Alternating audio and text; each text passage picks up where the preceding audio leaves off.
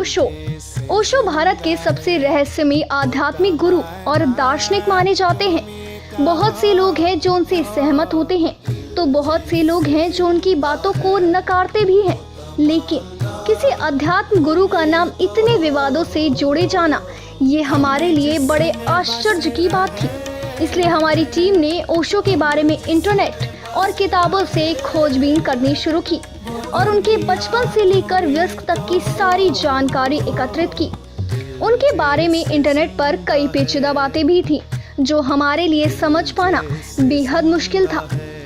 इन बातों में कितनी सच्चाई है, इस बात का ज्ञान लेने हमारी टीम पहुंची ओशो धारा नानक धाम में, जहां हमारी मुलाकात हुई ओशो रजनीश के छोटे भाई ओशो शैलेंद्र से, जिन्होंने हमारे ओशो से जुड़े हर सवालात का जवाब बखूबी दिया।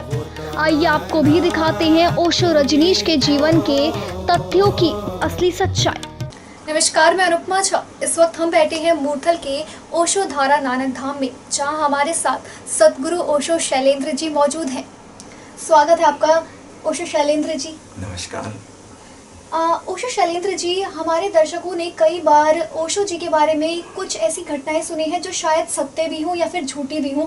हम कई बार उनके बारे में कुछ बातें सुनते रहते, लेकिन आपसे ज़्यादा बेटर उन्हें कोई नहीं जानता। इसलिए मैं आपसे कुछ ऐसे सवालात पूछना चाहती हूँ जो आप हमारे जवाब दीजिए। स्वागत है आपके सवालों का। ओशो जी के बारे में हमने सुना है कि जब वो पैदा हुए थे तो उन्होंने 3 दिन तक दूध नहीं पिया था। इस बात में कितनी सच्चाई है? यह बात बिल्कुल सच है।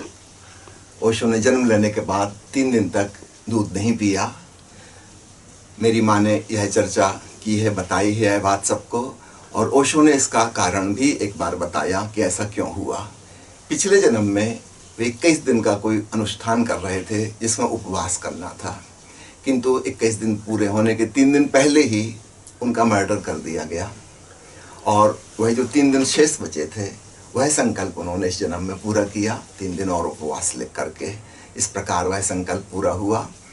तो सामान्यतः तो यह बड़ी चिंतनीय बात हो जाती है कोई बच्चा दूध पानी ना पिए, लेकिन ओशो के स्वास्थ्य को देखकर परिवार के लोग निश्चिंत थे कि बच्चा बिल्कुल स्वस्थ है, किसी तकलीफ में नहीं है, और इसलिए सब लोगों ने इस बात को सहज रूप से स्वीकार भी कर लिया था। हमने सुना है कि ओशो जब 12 साल के थे तो वो शमशान घाट जाते थे रात के 12 बजे के बाद, ये देखने के लिए कि जब इंसान की मृत्यु हो जाती है तो वो उसके बाद कहाँ जाता है। इस बात में कितनी सच्चाई है? यह बात भी बिल्कुल तथ्यगत है। ओशो को सत्य की जिज्ञासा थी, हर चीज़ की सच्चाई जानना चाहते थे वे स्वयं। वे शास्त्रों में, ग्रंथों में, किताबों में, सिद्धांतों में भरोसा नहीं करते थे। कहीं सुनी बातों पर उनको विश्वास नहीं था, बड़े संदेहशील थे, हर बात को स्वयं जानना चाहते थे। तो जब यह बात सुनी कि भूत प्रेत होते हैं, मरने के बाद आत्माएं भूत प्रेत के रूप में दिखाई देती हैं, तो उन्होंने स्वयं इसका अन्वेषण करने की ठानी, और उस छोटी उम्र में ही वे शमशान घाट में जाकर रात बिताते थे, यह जानने के लिए कि वास्तव में मृत्यु के पश्चात क्या होता है। बच्चा छोटा होता है तो माँ बाप को चिंता होती है। जब ओशो जी 12 साल की उम्र में ये काम करते थे तो क्या आपके माँ बाप को चिंता नहीं होती थी, या उन्होंने कभी डांटा फटकारा नहीं? माता पिता को स्वाभाविक रूप से चिंता होगी, डर लगेगा। खासकर ओशो जैसा साहसी और निडर जिसका बच्चा हो, जो हर खतरे से खेलने को तैयार है, माता पिता को चिंता निश्चित रूप से होती थी। वे रोकने की कोशिश भी करते थे, लेकिन धीरे धीरे यह स्पष्ट हो गया कि ओशो को रोका नहीं जा सकता। उनको जो करना है वो करके ही रहेंगे, वो अपने संकल्प को पूरा करके रहेंगे। जो उनकी जिज्ञासा है, जो वो पता लगाना चाहते हैं, उसके लिए चाहे कोई भी कीमत चुकानी पड़े, चाहे प्राण ही गंवाने पड़े, लेकिन उसको वो करके ही रहेंगे। तो शुरुआत में माता पिता की तरफ से, हमारे चाचा भी थे, बुआ जी थी, उन लोगों की तरफ से थोड़ा विरोध रहता था, रेजिस्टेंस रहता था कि ये ना करो, ये ना करो। धीरे धीरे बात समझ में आ गई कि इस बच्चे को हम रोक नहीं सकते, इसको अपनी मर्जी से जीने के लिए हमें स्वतंत्र छोड़ना होगा। और धीरे धीरे उनके इन साहसपूर्ण कार्यों के प्रति सब लोगों ने स्वीकार कर लिया कि ये ऐसा ही करेंगे, और उनको उन पर छोड़ दिया। हमने सुना है कि ओशो जो थे वो 14 साल की उम्र में 7 दिन तक अपनी मृत्यु का इंतजार करते रहे थे, क्योंकि उन्हें किसी ने कहा था कि हर 7 साल बाद मृत्यु का एक अंतराल आता है। तो इस बात में कितनी सच्चाई है? जन्म के पश्चात जिस ज्योतिषी के पास हमारे पिताजी गए उनकी कुंडली बनवाने के लिए, उस ज्योतिषी ने यह बात कही थी कि यह बच्चा शायद 7 साल तक जीवित नहीं रह पाएगा, हर 7 साल के बाद कुछ खतरे की संभावना है। उसने कहा कि मैं पूरी कुंडली बाद में बनाऊंगा, अगर 7 साल जी गया तो। संभावना है कि 7 साल में ही समाप्त हो जाएगा। तो ओशो की कुंडली 7 साल के बाद उस ज्योतिषी ने बनाई और उसने यह बात बताई थी जिसका आपने मेंशन किया है अभी, कि हर 7 साल के बाद शायद मृत्यु का योग है। तो जब ओशो 14 साल के हुए तब उन्होंने कहा कि ठीक, मैं जीवन के हर सत्य को जानना चाहता हूँ, अगर मृत्यु सत्य है तो मैं उसको भी जानूंगा, वह क्या है। तो वे इसका इंतज़ार किए, वे बिल्कुल शिथिल होकर, रिलैक्स होकर एक मंदिर में जाके लेट जाते थे और वहाँ पर इंतज़ार करते थे कि मृत्यु आएगी तो मैं उसको जानूंगा। एक सत्य के खोजी को हर बात जानने की उत्सुकता होती है। ओशो में वह मुमुक्षा थी, वह हर बात को जानना चाहते थे, न केवल जीवन को बल्कि मृत्यु को भी, और उन्होंने ऐसा किया। अपने मंदिर वाली बात बताई, उसमें भी एक सच्चाई है कि कहा जाता है कि वो मंदिर में जाकर लेट जाते थे और वहाँ पर एक जहरीला सांप आया था, लेकिन वो वापस लौट गया। लेकिन वो सांप वापस क्यों लौटा, इसकी सच्चाई कोई नहीं जानता। इस बारे में आपका क्या कहना है? इसको चमत्कार मत समझिए, एक सामान्य सी बात है। सांप अथवा अन्य दूसरे जानवर भी जिनको हम समझते हैं कि वो जहरीले हैं, हिंसक हैं, नुकसान पहुंचाएंगे, सामान्यतः किसी को नुकसान नहीं पहुंचाते। जब उनको डर लगता है, उनको खतरा महसूस होता है कि दूसरा मुझको हानि पहुंचाएगा, तभी वे हमला करते हैं, अन्यथा नहीं। तो सांप के संबंध में मैं यही कहूँगा, इसको एक चमत्कार या मिरेकल ना समझा जाए। ओशो जब शिथिल होकर, शांत होकर लेटे हुए हैं तो वह सांप आया, उनके ऊपर चढ़ा भी, उनके ऊपर से गुजर गया और फिर वह वापस निकल गया। यह एक सामान्य सी घटना है। अगर हम उसके ऊपर हमला नहीं कर रहे हैं, वह भी हमारे ऊपर हमला नहीं करेगा। तो ओशो तो यह सोचकर इंतजार किए कि शायद मृत्यु इस रूप में मेरे पास आई है, लेकिन वैसा नहीं हुआ, सांप वापस वहाँ से लौट गया। तो इसको आप एक प्रतीकात्मक रूप से भी समझ सकते हैं कि मृत्यु आई और चली गई। लेकिन मैं ओशो के संग किसी प्रकार की चमत्कार की कहानी नहीं जोड़ना चाहता। हमने सुना है कि ओशो बचपन से ही अपने दोस्तों को, परिजनों को बहुत कुछ सिखाते थे। हमने ये भी सुना है कि ओशो बचपन में अपने दोस्तों को नदी में तैरना सिखाते थे। इस बात में कितनी सच्चाई है? बिल्कुल 100% सच है। ओशो को स्वयं तैरने का बहुत शौक था, और केवल तैरने का ही नहीं, उनको खतरनाक ढंग से तैरने का शौक था। हमारे गांव में नदी के ऊपर रेलवे का ब्रिज है, काफ़ी ऊंचा ब्रिज है। तो जब नदी में बाढ़ आती थी बरसात के दिनों में, तब ओशो उस ब्रिज के ऊपर से छलांग लगाते थे। देखने वाले अचंभित रह जाते थे, लगता है कि लड़का गया, शायद जिंदा ना बचेगा, क्योंकि वो जो नदी है उसका नाम है शक्कर नदी, एक प्रकार की पहाड़ी नदी है। तो ऐसे तो बड़ी छोटी सी नदी है, लेकिन बरसात के दिनों में बहुत विराट रूप धारण कर लेती है। उसका बहाव इतना तेज होता था कि ओशो करीब 2 किलोमीटर आगे जाके किनारे लगते थे, फिर वहाँ से उतना पैदल चल के आना, वापस लौटने के लिए इस किनारे, फिर छलांग लगाना, फिर दूसरी तरफ आना। एक बड़े ही साहस का, बहादुरी का काम था। तो ओशो को तैरने का बहुत शौक था और वो चाहते थे अपने दोस्तों को भी तैरना सिखाना, और वो उसको सिखाने का खूब प्रयास करते थे। उनके सभी दोस्त तैरना सीख गए, सब उस्ताद हो गए थे तैरने में। ओशो जो भी खतरनाक काम करते थे वो अपने मित्रों को भी कहते थे कि करो, क्योंकि इससे हमारे भीतर संकल्प शक्ति प्रगाढ़ होती है, मजबूत होती है, भय समाप्त होता है। मैंने सुना है कि ओशो ने एक बार जिद पकड़ ली थी कि वो स्कूल जाएंगे तो हाथी पर बैठकर ही, और आपके पिताजी ने तब जाके हाथी मंगाया और उसके बाद वो स्कूल गए। इसमें कितनी सच्चाई है? यह बात भी सच है। एक्चुअली ओशो जिस स्कूल में पढ़ते थे उसके जो एंट्रेंस है उसका नाम है हाथी द्वार। खूब ऊंचा दरवाजा है वो, अब किस लिए बना था पता नहीं, छोटे छोटे बच्चे वहाँ स्कूल में जाना, लेकिन इतना ऊंचा दरवाजा। तो ओशो का जब ये एलिफेंट गेट यहाँ है, इसका नाम हाथी द्वार है, तो इसमें हाथी तो जाना चाहिए एक बार कम से कम। आज तक कभी कोई हाथी गया नहीं है। वो बना ही उस उद्देश्य से है कि कोई राजा महाराजा भी हाथी पर बैठ के वहाँ आ सकें। तो ओशो ने कहा कि, ओशो का नाम बचपन का नाम राजा था, उन्होंने कहा कि मैं हाथी पर बैठ के जाऊँगा। तो पहले दिन वो जो स्कूल गए, फर्स्ट डे ऑफ एडमिशन, वो हाथी पर बैठ के गए, उसका इंतजाम किया गया, तब उस हाथी द्वार का नाम भी सफल हो गया। ओशो ने अपने कई इंटरव्यूज में कहा है कि मैं अमीरों का गुरु हूँ, गरीबों की चिंता करने वाले बहुत लोग हैं। इसमें आप कहाँ तक सहमत हैं? पूरी बात को समझ लीजिए तो आपको इसमें लगेगा कोई भी गलत बात नहीं कही गई है। सच पूछो तो अध्यात्म की जिज्ञासा ही तब उत्पन्न होती है जब हमारी शारीरिक, मानसिक, हार्दिक जरूरतें पूरी हो जाती हैं। अन्यथा जो व्यक्ति अपनी शारीरिक जरूरत ही पूरी नहीं कर पा रहा है, उसके लिए ध्यान की कोई जिज्ञासा ही उत्पन्न नहीं होती। जिसका अभी पेट भूखा है, एक पुरानी कहावत है, भूखे भजन न होए गोपाला। भूखे आदमी को भूख की चिंता है, उसको रोटी पानी चाहिए।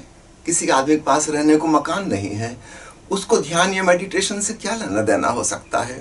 तो हमारे जीवन में ज़रूरतों का एक क्रम है, सीक्वेंस है। सबसे पहले हमारी बुनियादी ज़रूरत है, रोजी रोटी, कपड़ा, मकान, स्वास्थ्य चाहिए, दवा चाहिए, चिकित्सा चाहिए, शिक्षा चाहिए, एजुकेशन चाहिए, वो हमारी मानसिक ज़रूरतें हैं। मनोरंजन चाहिए, खेलकूद चाहिए। जब ये सब पूरी हो जाती हैं हमारी शारीरिक, मानसिक, हार्दिक ज़रूरतें, तब आत्मिक ज़रूरत शुरू होती है, अध्यात्म की बात शुरू होती है। तब हम खोज में लगते हैं कि मैं कौन हूँ। तब हम जानना चाहते हैं इस जीवन का सत्य क्या है। तब हम जानना चाहते हैं जीवन के उस पार क्या है। तो निश्चित रूप से जो अमीर हैं, जिनकी सब सुख सुविधाएं का इंतजाम हो चुका है, उनके भीतर मेडिटेशन की प्यास पैदा होगी। तो ओशो के ऊपर यह आरोप लगाता जाता रहा है कि वे अमीरों के गुरु हैं। इस बात को उन्होंने इस अंदाज में कहा है कि यह बात ठीक है। जिनकी सारी सुख सुविधाएं व्यवस्थित हो गई हैं, उन्हीं के जीवन में अध्यात्म का प्रवेश हो सकता है। भूखे आदमी को रोटी चाहिए, बीमार आदमी को दवा चाहिए, औषधि चाहिए, उसको ध्यान नहीं चाहिए। He needs medicine, not meditation. तो उसको मेडिटेशन सिखाने से कोई लाभ नहीं होगा। हाँ, यदा कदा कोई हो सकता है। उदाहरण के लिए अतीत में हम देखें, संत कबीर जैसे लोग हुए, बिल्कुल दीनहीन, गरीब जुलाहे, मुश्किल से भरपेट भोजन का इंतजाम कर पाते हैं, अपने परिवार का भरण पोषण कर पाते हैं, लेकिन वो विवेक के धनी हैं। उनको हम एक दूसरे प्रकार की रिचनेस, दूसरे प्रकार की अमीरी से समझ सकते हैं। उनके पास बहुत ज़्यादा बुद्धिमत्ता है, सुपर इंटेलिजेंस, तो एक दूसरे प्रकार की अमीरी उनकी है। तो उस अमीरी की वजह से वे अध्यात्म में जा सके। तो ओशो का यह कहना, अमीरों के गुरु, इसको थोड़ा ब्रॉड स्पेक्ट्रम में देखिए। अमीर सिर्फ कोई धन से ही नहीं होता। कोई व्यक्ति बहुत प्रेमपूर्ण है तो उसको हम कहेंगे हृदय का अमीर है। एक वो गीत है ना, बड़ा प्रसिद्ध, माना हम जेब से फकीर हैं, फिर भी यारो दिल के हम अमीर हैं। तो अमीरी कई प्रकार की होती है। कोई दिल का अमीर हो सकता है, कोई विवेक और बुद्धि का अमीर हो सकता है। जरूरी नहीं कि धन संपत्ति ही अकेली एकमात्र अमीरी हो। तो ओशो का यह कहना कि मैं अमीरों का गुरु हूँ, इसको मल्टी डायमेंशनल ढंग से देखिए।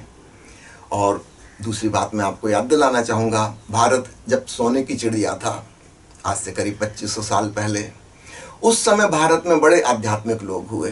बुद्ध और महावीर जैसे सैकड़ों लोग भारत में पैदा हुए।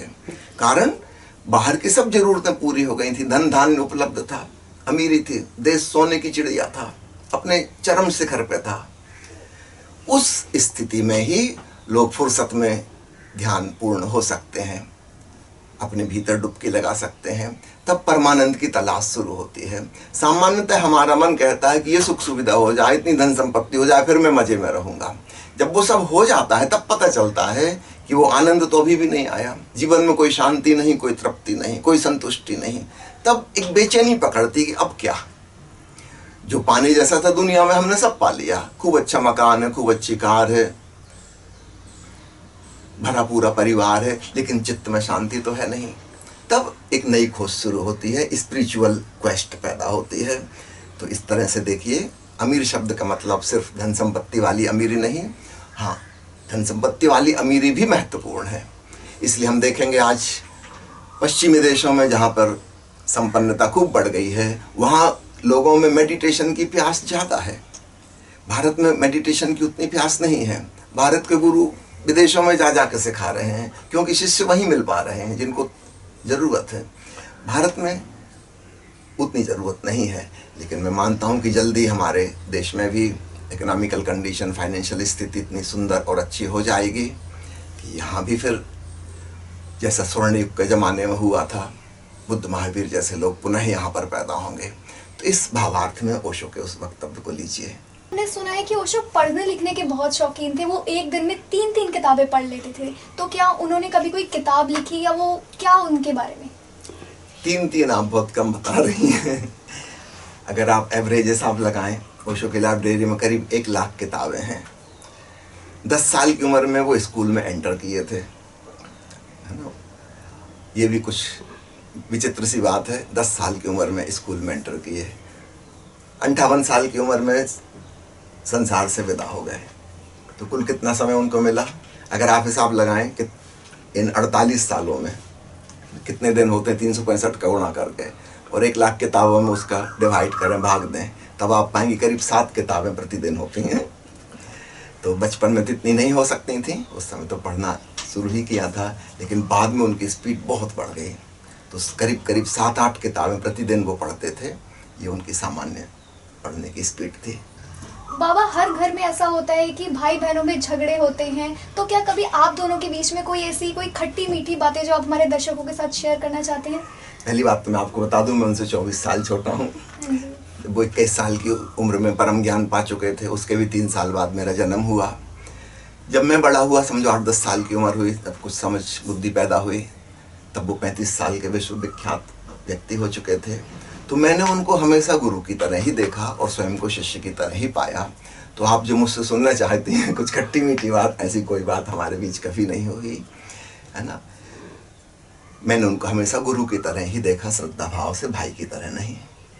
आपको ये कब महसूस हुआ कि मुझे भी ओशो जी की राह पर ही निकलना है? ऐसा कोई विशेष दिन और तारीख तो मैं नहीं बता सकता, क्योंकि ओशो को जानकर कोई भी व्यक्ति उनके प्रति चुंबकीय आकर्षण से भर जाता है। जो भी व्यक्ति ओशो के निकट आएगा उनकी तरफ खिंचाव महसूस करता है। तो ये मुझे तो बहुत छोटी उम्र में कभी हो गया होगा, जिन दिनों का मुझे अभी ध्यान नहीं, उनके याद नहीं है, इसलिए मैं ऐसी कोई विशेष घटना या दिन नहीं बता सकता।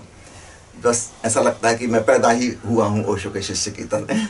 हम चाहते हैं हमारे दर्शकों के जरिए आप अगर उन्हें कोई संदेश देना चाहते हैं ओशो की तरफ से, तो ज़रूर दीजिए। एक ही संदेश देना चाहूँगा, चूँकि आप ओशो के बचपन की घटनाओं के बारे में, तथ्यों के बारे में पूछ रही हैं, तो मैं निवेदन करूँगा दर्शकों से कि ओशो की एक किताब है glimpses of A golden childhood. उसका हिंदी में अनुवाद भी प्रकाशित हुआ है, जिसका शीर्षक है स्वर्णिम बचपन। तो ओशो ने स्वयं अपने बचपन का जो जिक्र किया है वह सबसे ज़्यादा ऑथेंटिक है। अन्य लोग उनके बारे में क्या क्या कहते हैं, उसमें से हो सकता है कुछ बातें मनगढ़ंत हों, उन पे भरोसा नहीं किया जा सकता। तो ओशो ने स्वयं ही अपने बारे में जो बातें बताई हैं, आप भाई इस किताब में पढ़ सकते हैं। हमारी मैगजीन प्रकाशित होती है ओशो टुडे हर महीने हिंदी में। इसमें भी हम स्वर्णिम बचपन की एक किस्त हमेशा छापते हैं। इस पत्रिका के माध्यम से भी आप ओशो के बचपन के तथ्यों के बारे में विस्तार से जान सकते हैं। अपने कीमती समय में से हमें समय देने के लिए आरबीएम न्यूज़ इंडिया तहे दिल से आपका शुक्रिया करता है। धन्यवाद।